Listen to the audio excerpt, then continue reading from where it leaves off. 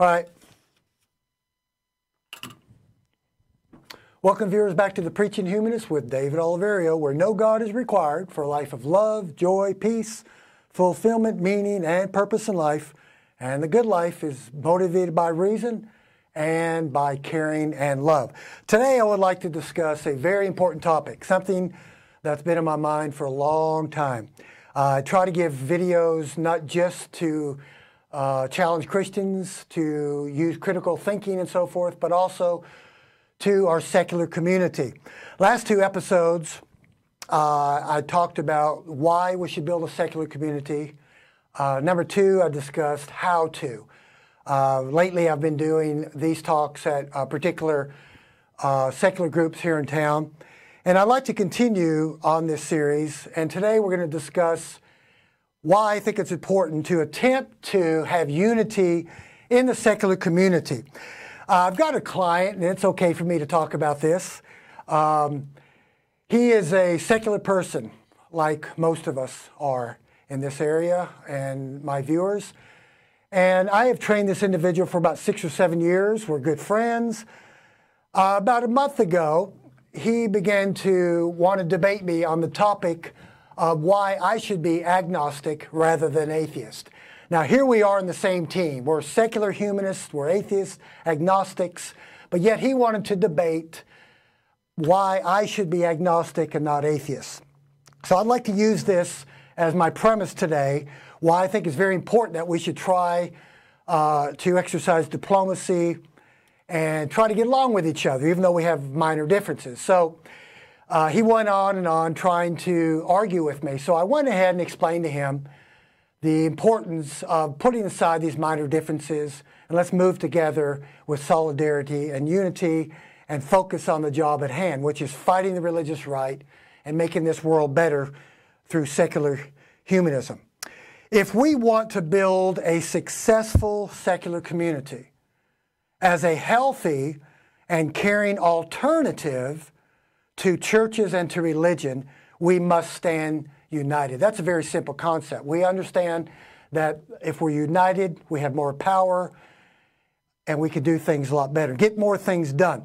Solidarity is unity or agreement of feeling or action with a common interest and mutual support. It's very important that we focus on the common interest. Now, what are some of the common interests that we in the secular humanist, atheist, agnostic community share? Well, a lot of the common interests would be human rights. I think most of us would agree that we all agree that human rights is very important. We fight for human rights. We fight for equality for all. Another common interest would be promoting science. And I was giving a talk last week about a secular community. And at the end of the talk, we had a time for Q&A. And a young man raised his hand and asked me, he said, I understand what you're saying, but you never mentioned anything about science. Do you agree that we should be promoting science? I said, of course. And I felt bad that I didn't discuss that. But of course, we need to promote science. I got finished reading a book by Jerry Coyne, Richard Dawkins' friend. Jerry Coyne is an evolutionary biologist and a geneticist. His book was Fact versus Faith, why he believes religion and science are incompatible. The importance of promoting the scientific method is something that most of us in the secular community agree about. That's something we should unite together and promote. Another common interest we have would be a little more egalitarianism versus the religious right, where it's more authoritarianism. We push for something that binds us together, more equality for all. Another common interest would be the simple but yet powerful separation of church and state. Most of my viewers, you understand the importance of the separation of church and state. These are common interests that we should stand united on. Also, promoting critical thinking to people that do not understand critical thinking and facts. So these are common interests that we in the secular movement should be focusing on. What about mutual support? Mutual support would be encouraging one another, and supporting one another without criticism.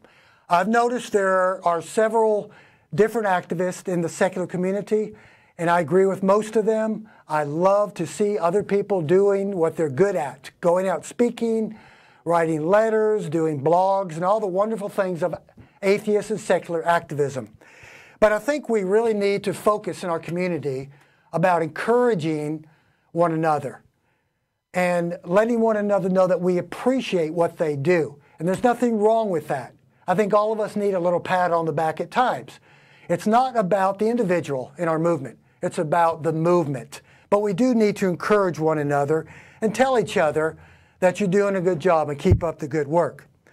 Now let's discuss some examples of solidarity. I'm going to use about 3 or 4 national groups that are secular and how they coalesce and work together with unity and solidarity. I guess my 4 favorites would be the American Atheist. A lot of people would say, oh, David Silverman's too hard and too harsh. Well, I think he's doing a good job. There's American Atheist. There's the American Humanist of America. Some say they're a little softer atheist brand, but they're a secular group doing wonderful things. There's Freedom from Religion Foundation. Dan and Annie Lori Gaylor up in Wisconsin. They do wonderful things in the secular community. Also, Herb Silverman's Secular Coalition of America. These are 4 of many secular groups that are fighting against the religious right. Now, they each have a little different personality. They each do what they feel what is right in a different way. It does not make it wrong. It makes it different. It's not a matter of right or wrong so much. It's just being different. So when you see a different personality, a different methodology of reaching out and attempting to promote our unbelief in a very Christian country, we need to encourage one another. Some would say that the American Atheists are the firebrands. Well, you know what? There's a place for that. There's a place for people in the American Humanist Association, the Freedom from Religion, the Secular Coalition of America. They all have their place, and I think we need to encourage each other and stand united with solidarity. Let's use some local examples. I'll talk about Oasis, which is a secular community. The Atheist Community of Austin, right here at the library. The Atheist Community of Austin here. Also, Center for Inquiry. These are 3 individual groups that do wonderful work. Oasis is a little different brand. It's a group of people that I'm committed to right now on Sunday mornings, attempting to build a secular society for secular humanists, atheists, agnostics, whatever you want to call yourself. Also, there's a different movement called the Atheist Community of Austin. We have the same type goals and so forth, but maybe a different flavor, maybe different personalities and so forth. But that's okay. Diversity is good. We have the Center for Inquiry. They do wonderful things. And I've noticed through the years I've lived here in Austin, and I've visited these different secular atheist groups. All of us are atheist or agnostic, but we have different personalities. Some of the people at Oasis may be a little different than the personality of people that attend Atheist Community of Austin. Sometimes they're a little bit different than Center for Inquiry. But we should stand united and encourage one another if we want to stand against the religious right. Different techniques, very important, but the same interests and the same objectives. We must collaborate against the religious right and theocracy. Most of us understand right now, since November of 2016, we have a government right now, especially on the right, that is attempting to make our country a Christian theocracy. So this is a time we need to lay down the criticism and encourage one another and join united using solidarity. We must not focus on our nuances right now and minor differences that keep us apart. There are nuances in our community, and that's okay. Anybody that has a relationship, any kind of relationship, you don't agree on everything. I have a good relationship with my girlfriend. We've been together for several years now. We don't agree on everything. Now, I like to use the analogy of a white sheet of paper. You take a clean white sheet of paper and you put 2 or 3 black dots on that white sheet of paper. You show that piece of paper to some particular individuals and you'll get the answer when asked, what do you see? Some people will say, I see 3 black dots. To a more optimistic person, their answer may be, I see a nice clean white sheet of paper with a couple little black dots on there. Nuances are good. We have differences. My focus today is to encourage us to focus and major on the majors and not on the minors. We can discuss friendly little dialogue and debate on our slight variations and differences. That's fine. Let's join together and fight the religious right together. Now, I've had a couple talks with people in the secular community that wanted to debate and argue and spend their time on whether or not, and using semantics here, whether or not you should call yourself an atheist, agnostic, secular humanist, a none, or non-religion. To be honest with you right now, I really don't care.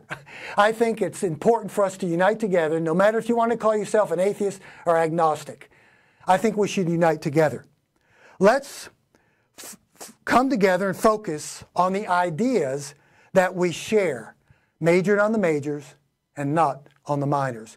Otherwise, now here's a little ominous statement, threatening. Otherwise, we will only end up like church.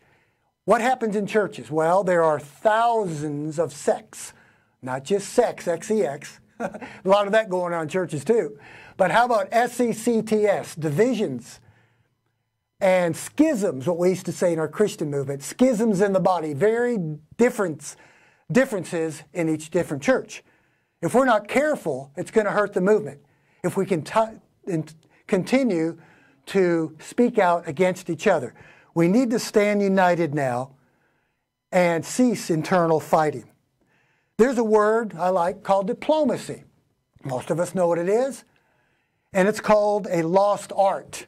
Diplomacy is the art of dealing with people in a sensitive and effective way. Right now, folks, we've got to stand together united as a secular community. Join hands, work together, and put aside our little minor differences and join together and fight against the religious right, which wants to make our country a very theocratic Christian nation. So I hope this helps you, and have a wonderful day. Thanks again for watching the Preaching Humanist with David Oliverio. Okay. Okay, altar call. Altar call. Come to the altar. It was such an easy sale back then.